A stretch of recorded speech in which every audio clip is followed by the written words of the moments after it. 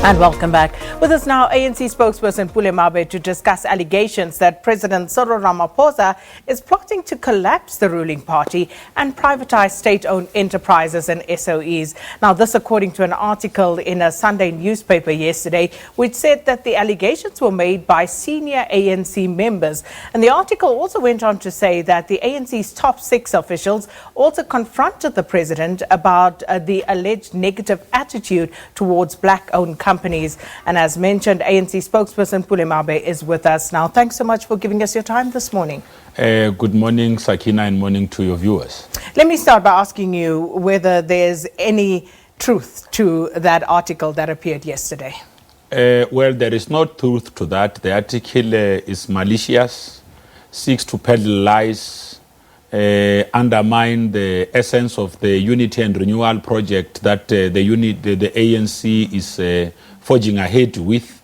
You would know that the president of the ANC has himself in recent times leading the renewal efforts.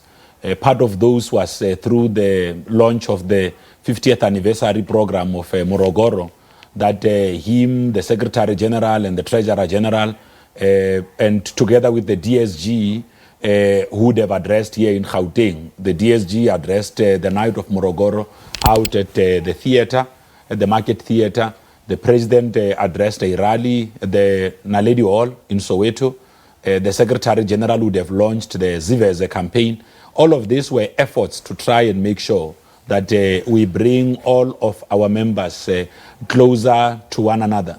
So, but also I can tell you, Sakina and your viewers, that there is no program in the ANC to privatize SOEs. You know, there is a clear resolution coming out of the 54th National Conference in terms of the role that state-owned companies are expected to play.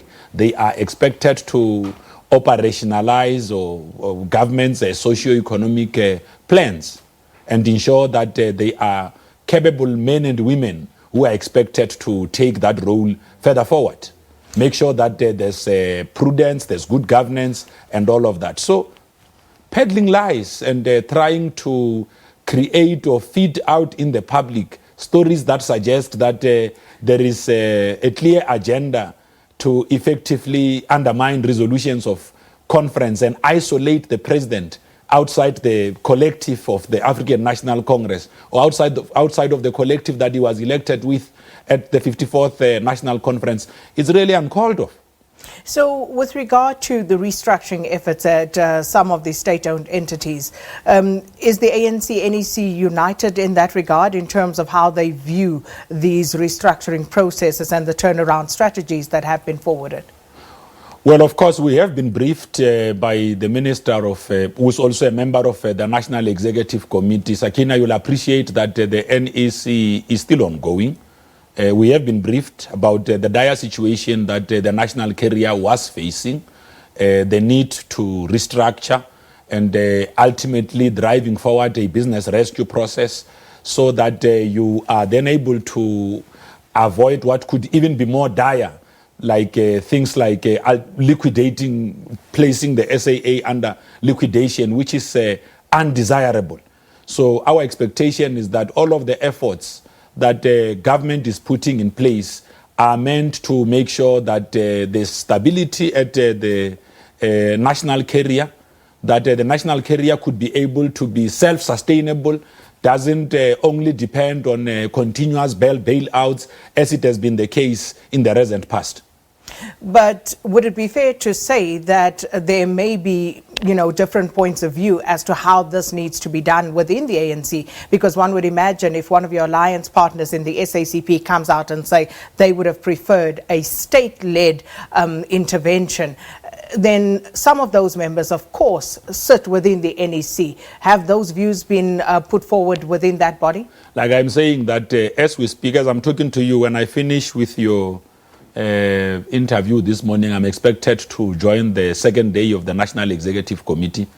These engagements are ongoing. Members of the NEC are really raising their views on what should be happening going forward. And I think, Sakina, what is important is that the government-led process should at least be given a chance so that we could all see what comes out of that turnaround effort. What is important is that in all of these things that government is trying to forge ahead with, we all give them the necessary support. You see, we can't wish for efforts to fail even before they begin. You know, we ought to give them space and chance and see what would really come out of them.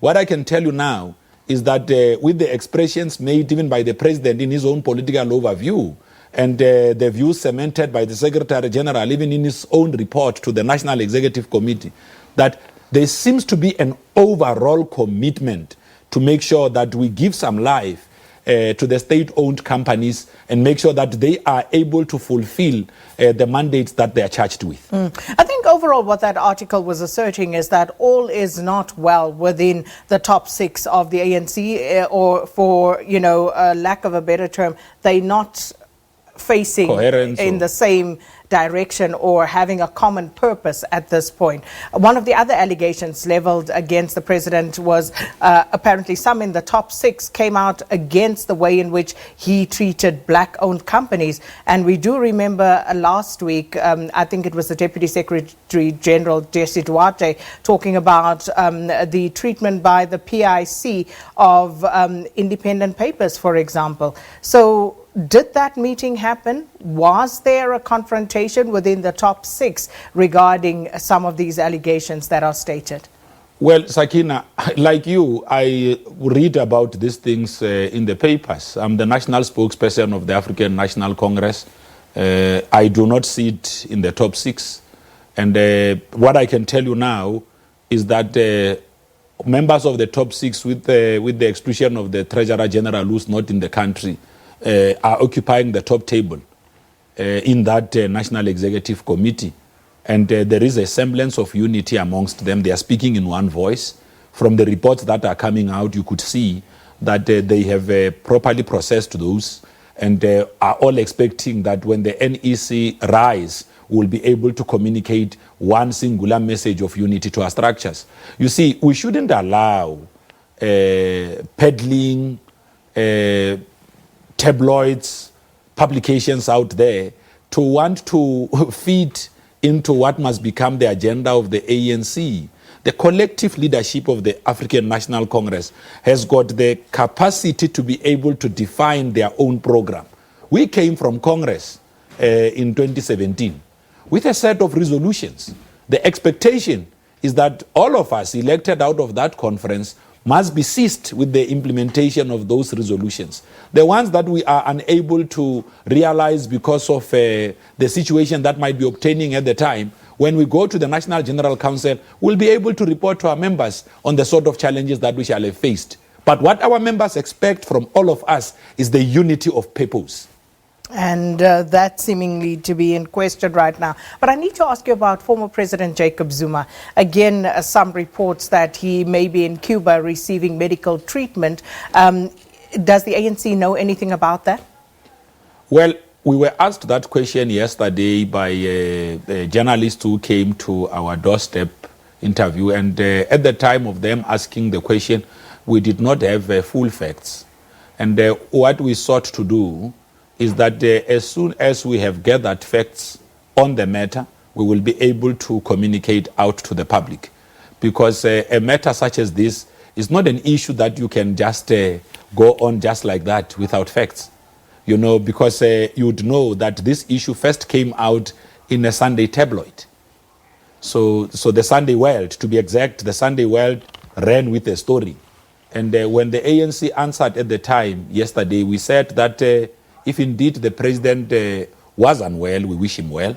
But I think seeing that there is the kind of interest that the story has generated, it is only fair that we do our work, and we've already begun doing that in the background to gather the necessary facts. And once we've got all the facts, we'll be able to communicate out to the public. But what have you learned since then? Is he in the country or is he out of the country? Well, that is part of the work that we are doing. We're trying to make sure that we gather all the facts. You see, the illness of individuals, especially in their capacities as former state presidents, is not a very small matter.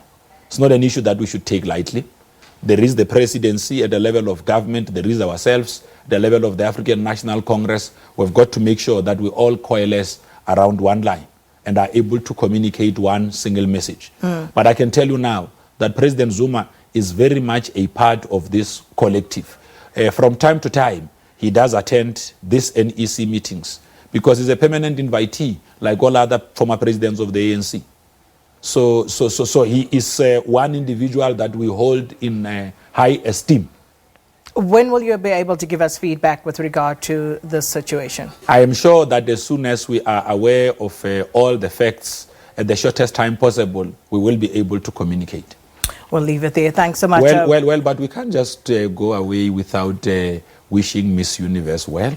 I think that would be unfair for the ruling party to just go away and not wish this young woman, yes, who's from our shores. Well, I mean, she made a very compelling statement about young women and them asserting their role out in society. It is only fair that the ruling party congratulates her, and hopefully all other young women have heard the message that she has conveyed, and we are hoping that we will all close this year on a high note. Having won the Springbok, now it's here. It means that it is possible to unite all South Africans behind one vision. Well, thank you so much. Pule Mabe is the spokesperson of the African National Congress. And that brings us up to news time.